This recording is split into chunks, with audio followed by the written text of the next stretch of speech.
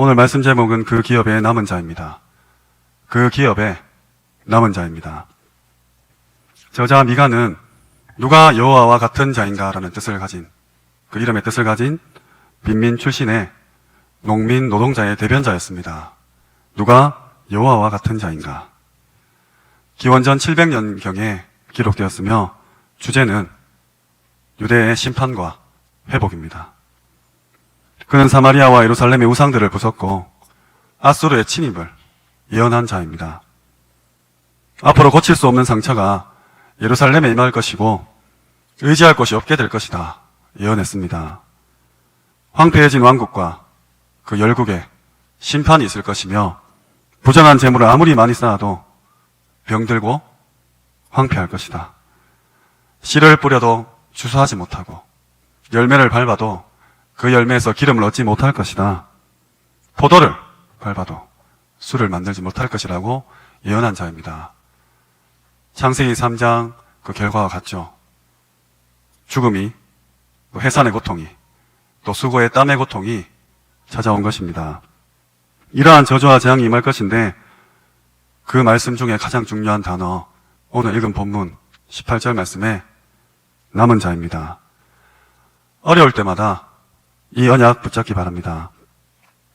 남은 자란 말은 언제든지 또 어떤 환경 속에서든지 하나님의 언약의 백성, 복음 가진, 복음 붙잡은 백성이 나온다는 말입니다. 이 부분을 모르면 어떻게 됩니까? 굉장히 고통당하다가 깨닫게 되는 것이죠. 성경은 사실 고난 이야기가 훨씬 더 많습니다. 계속해서 고통당하다가 결국 깨닫는 것이죠. 우리도 또한 이런 이스라엘의 역사를 반복할 필요는 없습니다. 하나님의 자녀가 실컷 고생하고 방황하고 고통당하다가 죽기 직전에 깨닫는 것은 너무 손해죠. 어떤 사람은 처음부터 이 남은 자의 축복을 아는 사람도 있습니다. 제때 응답받는 거죠. 중요한 부분입니다. 남은 자라는 사명을 깨달은 사람에게 하나님은 반드시 정확한 시간표에 기적을 베푸셨습니다. 그래서 오늘 이 남은 자의 언약 꼭 붙잡고 가시기 바랍니다. 첫 번째로 남은 자의 누림입니다. 남은 자의 누림입니다. 하나님께서는 남은 자에게 주신 약속이 있습니다. 굳게 붙잡으시기 바랍니다. 언제든지 성경에 남은 자에게 주신 약속, 내가 너와 함께 하겠다, 너를 끝까지 절대로 버리지 않겠다, 그 약속입니다. 우리는 참 부족한데, 우리는 많이 잘못한데 하나님은 끝까지 우리를 버리지 않는다고 약속하셨습니다. 그리고 그 끝까지 버리지 않겠다는 약속의 핵심이 바로 예수 그리스도입니다. 그리스도의 축복을 주어서 남은 자로, 그리스도를 증거하는 대리인으로, 그리스도의 사신으로, 그리스도의 심장으로, 그리스도의 편지로, 그리스도의 향기로 우리를 부르셨습니다. 우리는 그리스도의 대사라는 거죠. 꼭 기억하시기 바랍니다. 조금만 깨달으면 똑같은 축복인데 남은 자가 됩니다. 이 약속을 붙잡으니 자연스럽게 남게 되는 거죠. 남는 자로. 이 언약 따라가며 미래에 남을 자로 남게 됩니다. 가만히 있는데 모든 것을 정복하죠. 자연히 서밋이 되고 어렵지 않게 우리 때문에 다른 사람들이 살아납니다. 바로 전도제자죠. 이 축복을 누리는 가운데 조금만 필요한 일을 찾으시기 바랍니다. 그리고 말도 필요한 말을 하시기 바랍니다. 그러면 나도 모르는 사이에 필요한 사람이 됩니다. 별것 아니지만 굉장한 차이가 납니다. 많은 사람들이 필요 없는 말과 필요 없는 일을 하고 있습니다. 현장 가서 복음 전하면 당연히 역사가 일어나죠. 하나님 기뻐하시니까. 근데 들키기 전에 돌아오면 되는데 오래 붙어 있다가 꼭 들키게 됩니다. 어디에서 들키냐? 필요 없는 곳에서 들키는 것이죠. 하나만 주의하시면 됩니다. 교회에서 필요 없는 일을 하고 있지 않는가? 또 필요 없는 말을 하고 있지는 않는가? 그것만 안 해도 교회 살리고 남은 자의 축복 다 누릴 수 있습니다. 왜냐하면 중요한 위치에 계시기 때문입니다. 중요한 위치에 계신 분이 대통령이 기업의 총수가 한 나라의 지도자가 아무 말이나 하겠습니까? 중요한 위치에서 필요 없는 말을 자꾸 하면 많은 피해를 주게 되죠. 이제 필요 없는 말을 안 하는 것을 넘어 필요한 것을 찾아야 됩니다. 특별히 우리 랩런트들 정말로 필요한 사람이 돼야 됩니다. 있으나 마나한 사람, 아니 있어서 불편한 사람이 아니라 꼭 필요한 사람. 필요한 말과 필요한 일을 하면 어렵지 않게 필요한 사람이 될 수 있습니다. 우리 잘 아는 워너메이크 이야기, 돈을 한 장 받아야 되는데 2장을 받았어요. 그게 어려운 일이 아니죠. 한 장 주머니에 넣고 모른 척하고 서 있는 게 어렵지 주인 찾아서 돌려주는 것은 쉬운 일입니다. 가게에 많은 스치는 사람들 가운데 결국 찾아서 그 돈을 전달하죠. 그 사장님에게는 그 $100 아무것도 아니었습니다. 하지만 그 사람에게는 감동이죠. 자기가 찾던 사람이죠.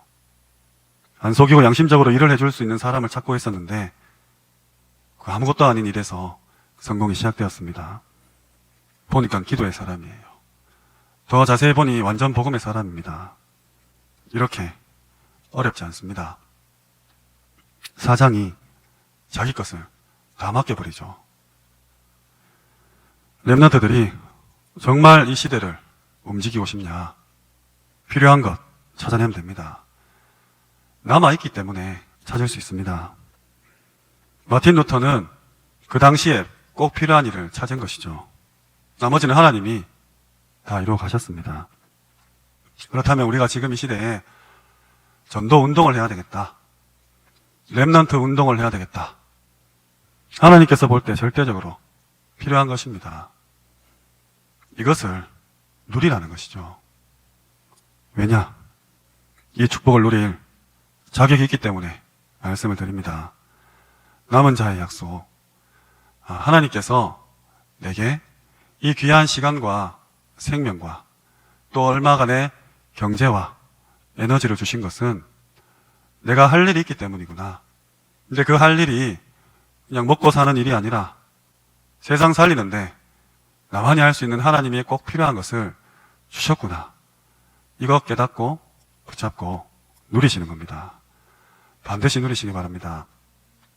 미리 누리시기 바랍니다. 두 번째로 남은 자의 성취입니다. 남은 자의 성취입니다. 오늘 유다에게 아수르가 쳐들어온다는 예언이 왔습니다. 그렇다면 낙심하는 것이 아니라 왜 쳐들어오냐는 거죠. 그 원인부터 알아야 됩니다.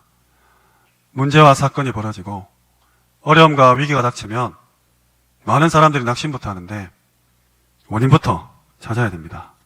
시간이 걸리더라도 낙심하지 마시고 우리 랩런트들도 지금 본인이 처한 환경과 또 여러 가지 수준들, 집안 배경들, 경제력들 보지 말고 원인을 딱 찾으셔야 됩니다. 우리 집이 가난할 수밖에 없구나. 우리 집이 못 배우고 무식할 수밖에 없구나. 우리 집에 계속해서 질병이 찾아오고 사건, 사고가 끊이지 않구나. 왜 그럴까? 그 원인을 보고 끊어야죠. 부모님 원망, 가문, 불평, 강단 말씀 받았잖아요. 부족합니다. 불안합니다. 만족이 당연히 안 됩니다. 하나님 자녀가 이 땅에 살려고 하니까, 세상신 세상 임금이 장악한 이 땅에 살려고 하니까 안 맞죠. 잘 맞는 게 이상하지 않습니까? 그래서 별로 어렵지 않고 쉬운 일입니다. 왜 이 문제가 생겼냐 보고 응답 찾으시기 바랍니다. 오늘 미가서 2장에는 복음 없이 잘 사는 사람, 그것 때문에 망한다고 기록되어 있습니다. 나라는 멸망받는데 나 혼자 잘 되면 된다. 거짓 성공이 그 11절에 기록되어 있죠. 또 적당하게 배만 부르면 될 줄 아는 거짓 선지자들이 3장에 계속해서 나옵니다. 또 아술에 대한 답도 나와 있습니다. 언제든지 남은 자에게 하나님께서는 답을 주십니다. 그가 많은 민족들 사이에서 이를 심판하시며 먼 곳 강한 이방 사람들을 판결하시리니 그리고 3절에 중요한 구절입니다. 그 칼을 쳐서 보습을 만들고 창을 쳐서 낫을 만들 것이다.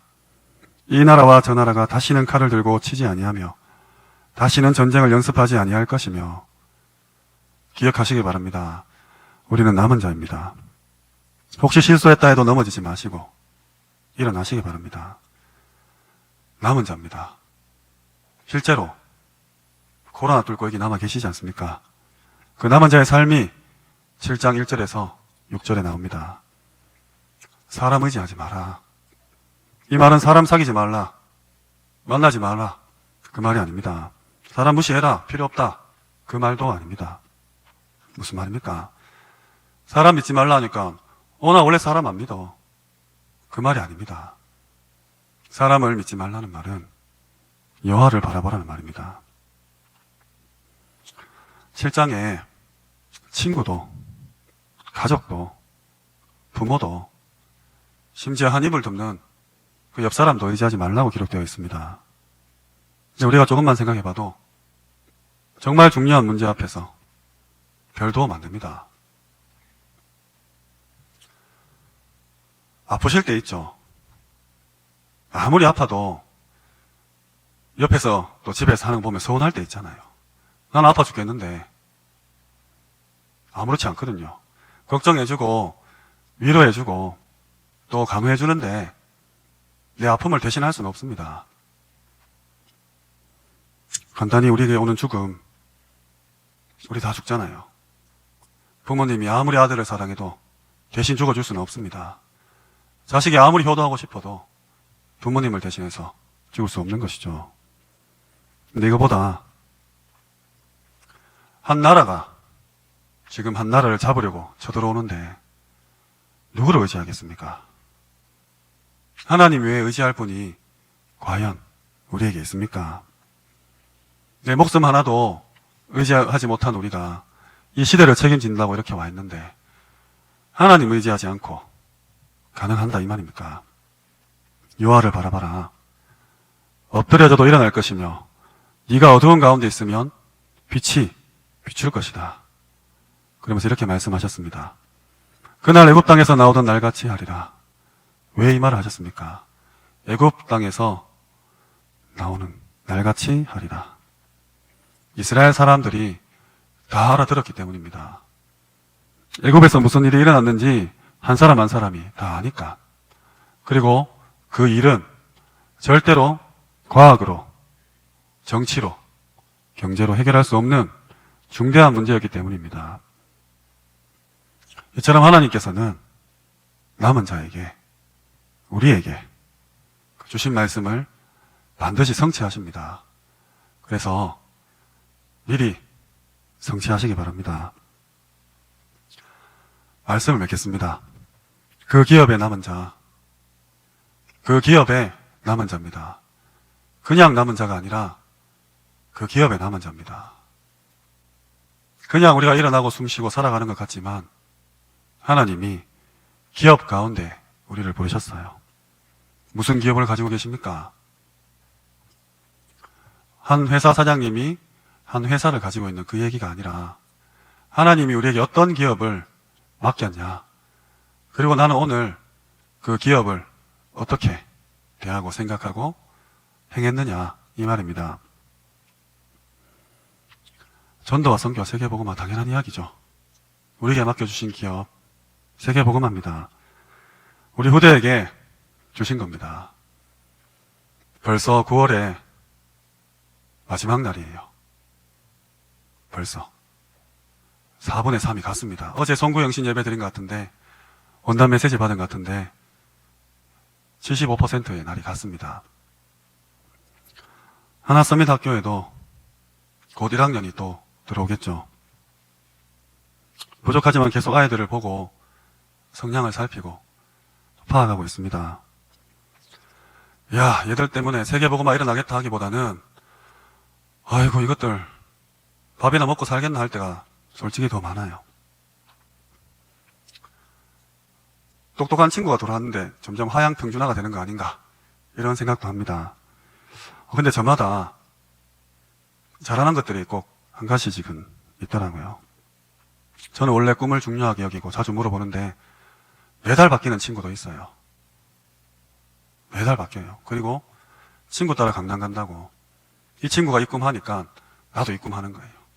근데 그 꿈을 잡은 근거를 보면 참 웃깁니다. 뭐 예를 들어서 지금은 그 꿈이 바뀌었는데 TV에서 이렇게 나가고 싶은 친구가 있었어요. 왜 그 꿈을 가졌냐? 본인이 TV에 나가서 말을 하면 사람들이 웃는데요. 그럼 사회자가 어떻게 그렇게 웃기십니까? 하면 그때 예수님이 날 웃기게 해줬다 이렇게 해서 복음을 전할 거예요. 뭐 이런 꿈을 잡고 있는 친구. 바뀌었어요, 꿈이 또. 요리사, 간호사, 비행사, 군인, 의사, 동물, 연구가 다 다양합니다. 또 계속 바뀌겠죠. 어쨌든 저는 그 모든 것을 기록으로 남기고 전에 말씀드렸던 4학년 때까지 그 기록을 모을 겁니다. 5학년쯤 되면 한 분 꼭 붙여주시기 바랍니다. 특히 산업선교에서 꼭 이 일을 감당해 주셨으면 좋겠어요. 경제의 노예가 될 수밖에 없는 시스템 속에서 꼭 돈을 잘 버는 부자를 만든다는 건 아니지만 그 경제 시스템을 장악할 그런 인재가 나와야 된다고 생각합니다. 그래서 6학년 때는 꼭 성인식을 해야 할 것 같습니다. 유대인들은 여자아이들이 발달이 빨라서 13세가 아니라 12세 성인식을 한다고 합니다. 그리고 성인식의 뜻은 신의 아들, 신의 딸 이런 의미를 가지고 있대요.